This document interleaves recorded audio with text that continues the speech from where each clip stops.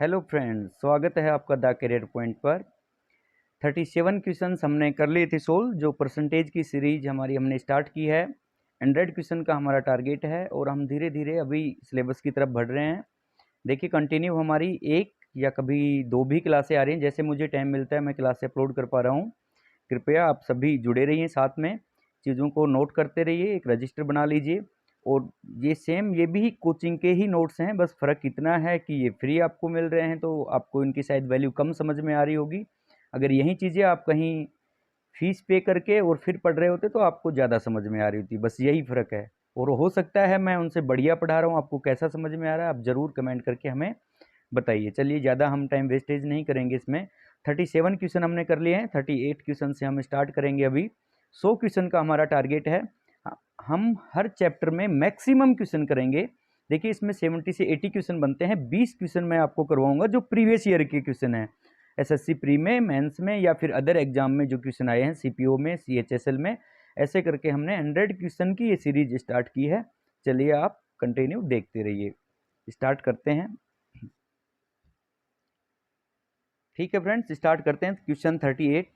जैसा कि आपने 37 क्वेश्चन तक देखा है, लास्ट की जो दो क्लासों में जो हम क्वेश्चन कर रहे हैं, ये ज्योमेट्री के कुछ पार्ट्स, जैसे मेंसुरेशन के कुछ पॉइंट्स हैं। ट्रिगो इसका हो गया, बेलन हो गया, सिलेंडर हो गया, सिलेंडर उसी का नाम है, शंकु हो गया, घन, घनाभ। ये सभी छोटी छोटी चीज़ें, इनकी अगर हम साइड बढ़ा दें तो इनके आयतन में क्या प्रभाव पड़ेगा, इनके क्षेत्रफल में क्या प्रभाव पड़ेगा, या इनका क्षेत्रफल बढ़ा दिया जाए तो इनकी ऊंचाई या फिर रेडियस में क्या प्रभाव पड़ेगा। इस टाइप के कुछ क्वेश्चन हैं, ये परसेंटेज से आपको किसी ना किसी एग्जाम में दिख जाते हैं। ऑलमोस्ट एक या दो क्वेश्चन तो आपको हर प्री के एग्जाम में दिखेगा, तो आप इन चीज़ों को समझ लीजिए। चलिए, कंटिन्यू करते हैं हम। क्वेश्चन 38 है हमारा कि एक बेलन की त्रिज्या को 20% बढ़ा दिया जाए। एक बेलन की त्रिज्या को 20% बढ़ा दिया जाए, जिससे इसका आयतन 28% कम हो जाता है, तो इसकी ऊंचाई पर क्या प्रभाव पड़ेगा। ये हमारा क्वेश्चन है। ठीक है, अभी क्वेश्चन हो गया, हम इसको साइड में थोड़ा कर सकते हैं। चलिए, कंटिन्यू करते हैं अब इसको। देखिए, आपसे कहा गया है कि बेलन की त्रिज्या को 20% बढ़ा दिया जाए। सबसे पहले आपसे पूछ रहा है कि इसका आयतन 28% कम हो गया और इसकी ऊंचाई पर क्या प्रभाव पड़ेगा। भाई, आपको पता होना चाहिए कि बेलन का आयतन का फॉर्मूला क्या होता है। वो होता है आपका पाई आर स्क्वायर एच। ठीक है जी। लास्ट क्लास में आपको मैंने बताया है कि पाई जो है, चाहे आप आर में कमी करें या ज़्यादा करें, चाहे आप एच को कम करें या ज़्यादा करें, क्योंकि जो भी कुछ करेंगे पाई तो वहाँ भी रहेगा। इसीलिए हम पाई को हटा देते हैं, क्योंकि पाई एक कांस्टेंट वैल्यू है।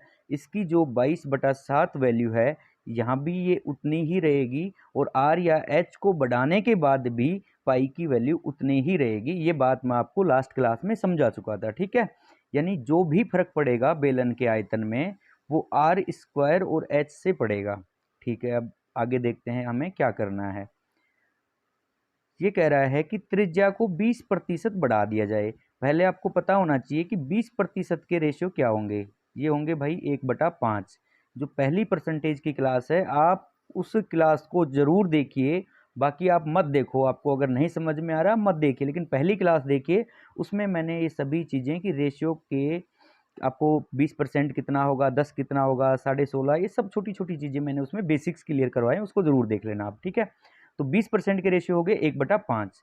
अब ये कह रहा है कि त्रिज्या को 20% बढ़ा दिया जाए। इसका क्या मतलब हुआ भाई, कि अगर त्रिज्या पहले 5 थी तो अब उसको 1 बढ़ा दो। जो ऊपर की वैल्यू है ये बढ़ना दिखाती है। ठीक है, तो आर के आपके रेशियो बन जाएंगे 5 से 6।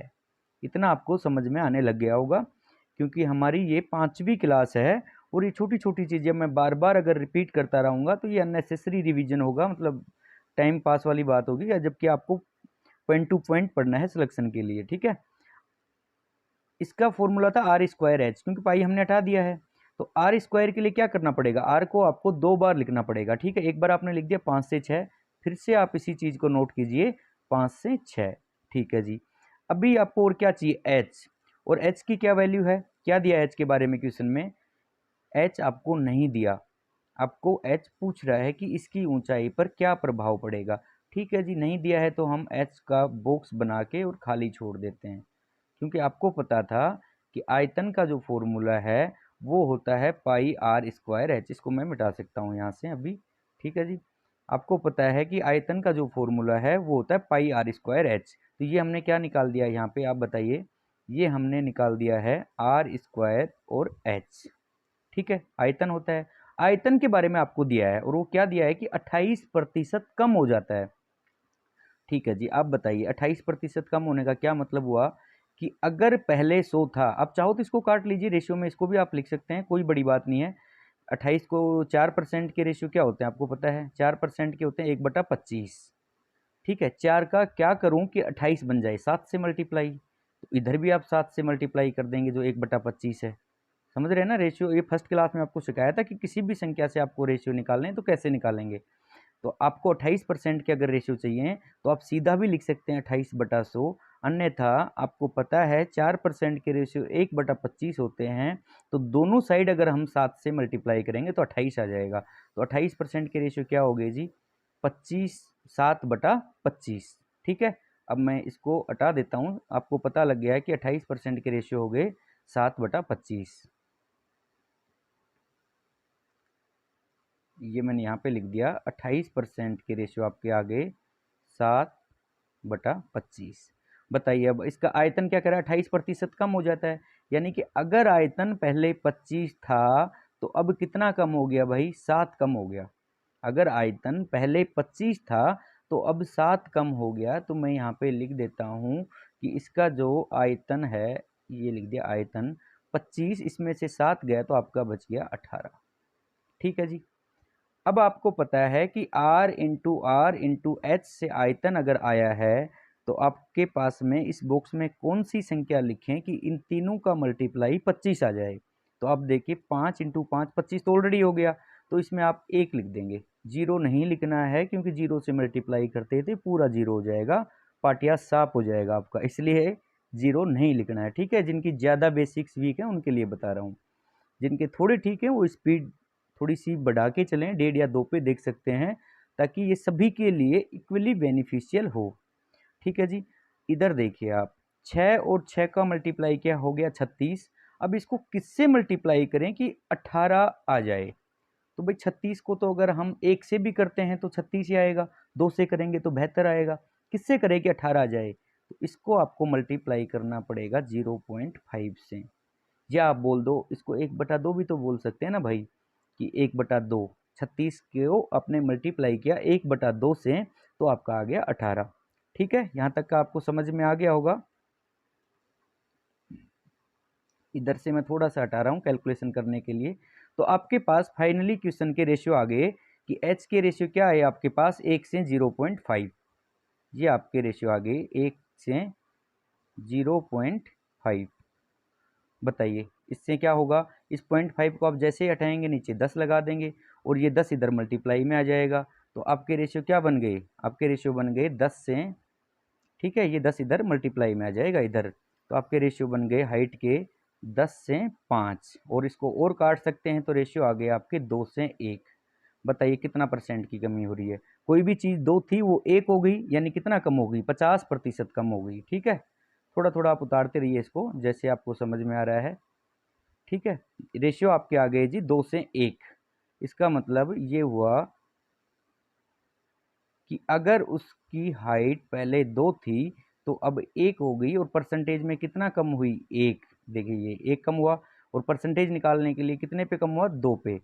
तो 1/2 × 100, और 1/2 तो रेशियो मैंने आपको लिखवा रखा है 50% का है, जिनको नहीं याद है 100 से मल्टीप्लाई करेंगे तो ये आ गया 50%। समझ में आ गया होगा आपको, यानी इसका आंसर क्या आ गया, 50% कम। ये लीजिए बी। और आपको यहाँ से आगे नहीं करना था वैसे तो। देखिए एक चीज़, जब 1 से 0.5 हो गया कोई वैल्यू, अरे कोई वैल्यू जब 100 से 50 हो गई तो क्या हुआ, 50% कम। 2 से 1 हो गई तो भी 50% कम। 1 से आधा हो गया, 0.5 का क्या मतलब हुआ, आधा।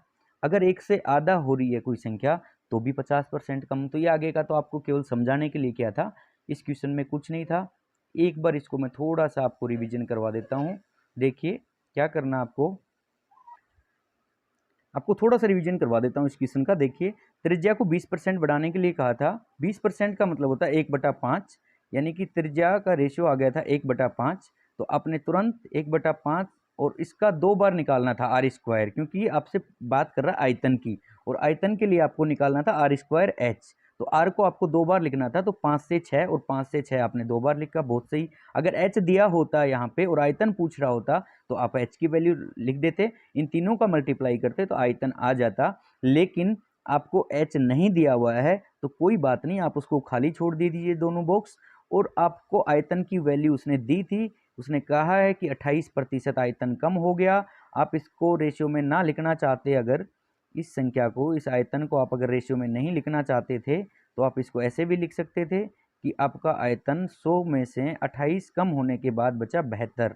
ठीक है जी, तो इससे भी आपका आंसर निकल के आसानी से आ जाता। तब क्या लिखते आप यहाँ पे, एच के रेशियो क्या आते हैं आपके, देखिए कि ऐसी संख्या 5 और 5 25, 25 को किससे मल्टीप्लाई करें कि 100 आ जाए, 4 से, यहाँ 4 बन जाता आपका।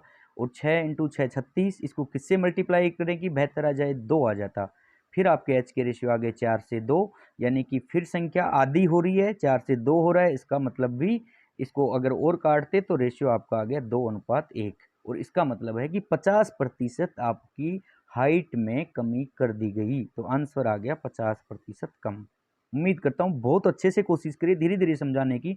देखिए 10 मिनट एक क्वेश्चन में अगर ले रहा हूँ तो आपको क्लियर हो जाए चीज़ें। अगर मैं इतनी ही धीरे करके भी आपको 100 क्वेश्चन करवा रहा हूँ, कोई बात नहीं, आपके 5 दिन लग जाएंगे चैप्टर को समझने में, लेकिन आपका हमेशा के लिए क्लियर हो जाएगा। इधर उधर से आपको देखने की ज़रूरत ही नहीं पड़ेगी। और जितने भी डिफिकल्ट क्वेश्चन है वो भी मैं इसी तरीके से आपको समझाऊंगा आराम से। ठीक है, चलिए नेक्स्ट क्वेश्चन देखते हैं अभी हम। पहले आप क्वेश्चन पढ़ लीजिए अच्छे से।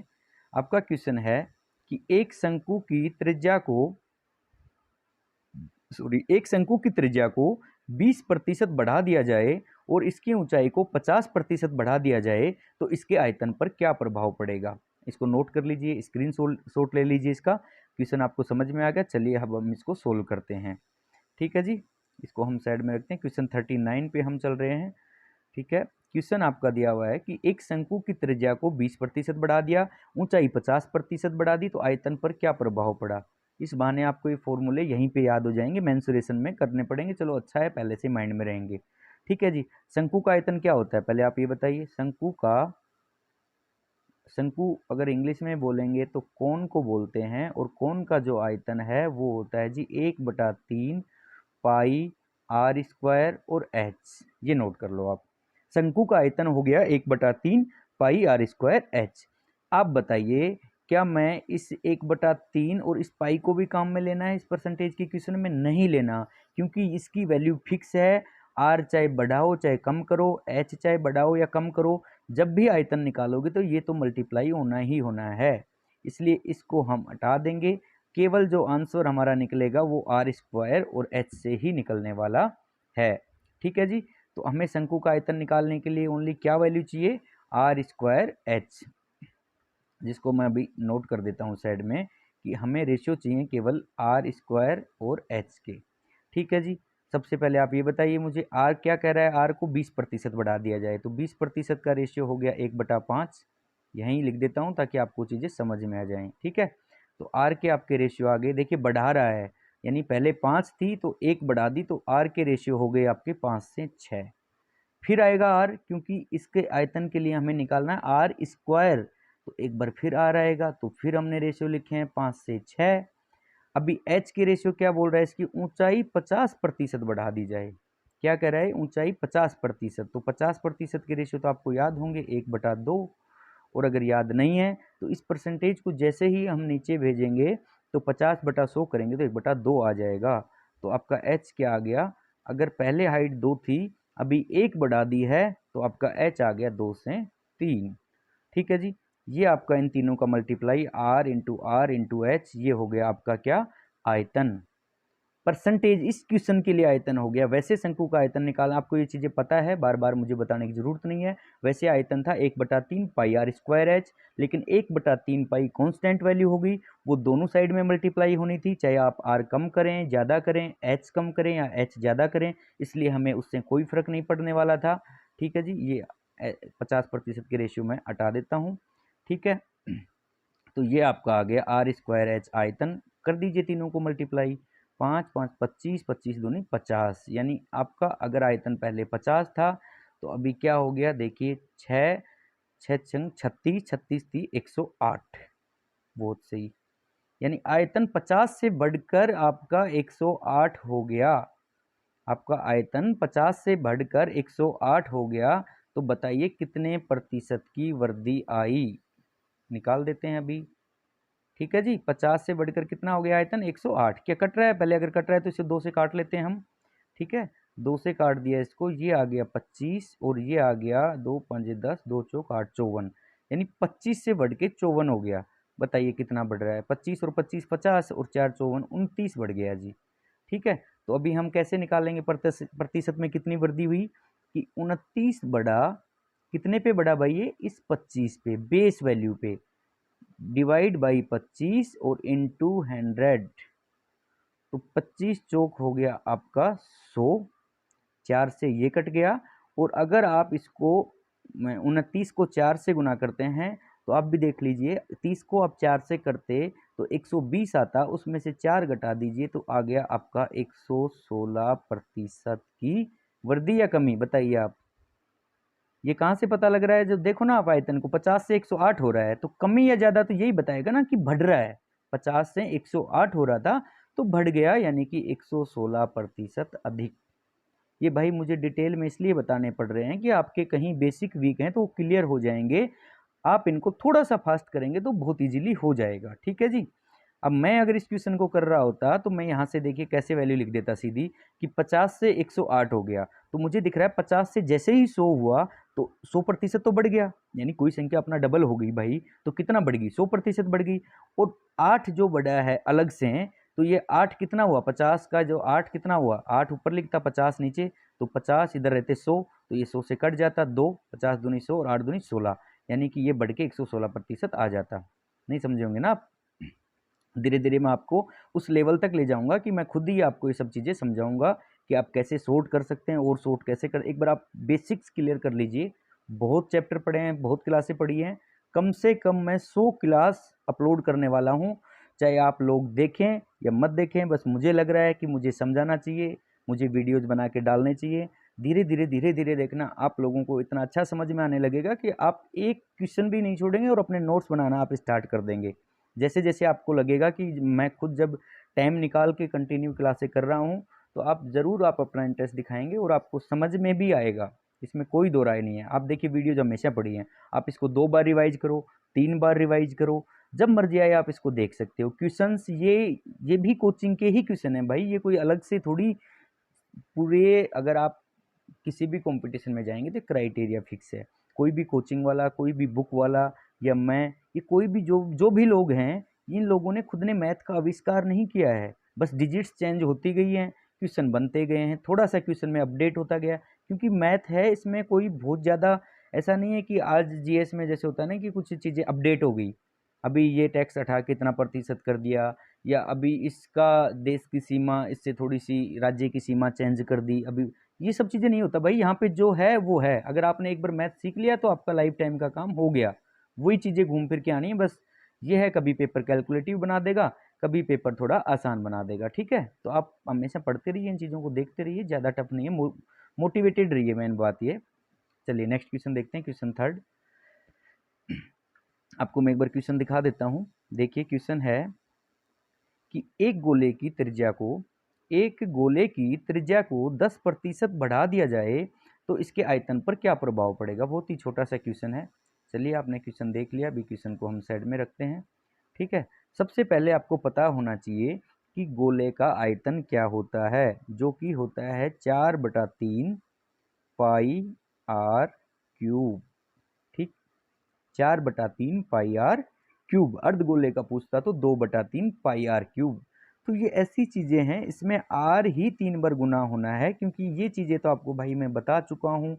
कितने बार बताई मैंने, बेलन में बता दी, शंकु में बता दी, अब फिर बता रहा हूँ कि ये फिक्स है, इसको हम नहीं देखेंगे, हमें केवल आर के रेशियो 3 बार लिखने हैं। उसने कहा है कि त्रिज्या में 10% की वृद्धि हुई है, तो 10% के रेशियो तो अगर मैं लिख रहा हूँ तो एक तरह से आपकी बेइज्जती है कि भाई मैं 10 बार बता चुका हूँ, फिर भी मुझे ये बताना पड़ रहा है कि इसके रेशियो होंगे 1/10।